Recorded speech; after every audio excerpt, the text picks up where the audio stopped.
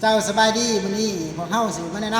ำสินค้าจักรตัดยี่ห้อของแอสวินรุ่น AW 6ขาซึ่งว่าจักรตัวนี้มันจะเป็น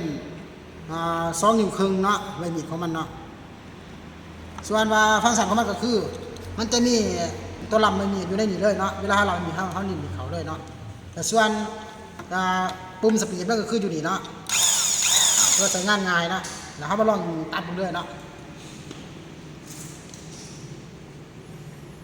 จักรตัวนี้มันเหมาะสำหรับตัดผ่าน้อยเนาะ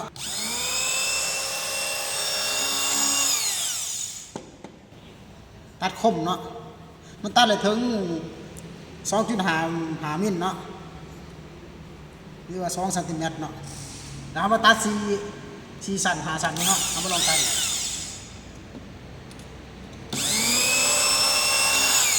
จักรตัวนี้สามารถตัดได้หนาดีเนาะหนาสำลีก็ได้เนาะเวลาเราไม่มีนะฮักกดอีกแบบนึงเนี่ยฮักกดเป็นขาแบบนี้มันจะหลักอัตโนมัติเลยนะเนี่ยเอามาตัดเลยมันจะคมคือเก่าเนาะเจ้าตัวนี้ใส่งานง่ายเนาะสะดวกสบายเนาะน้ำหนักเบาหากว่าลูกค้าท่านใดสนใจมันสามารถติดต่ออะไรทางบริษัทเอ็นไฟกับพวกเราเนาะขอขอบใจ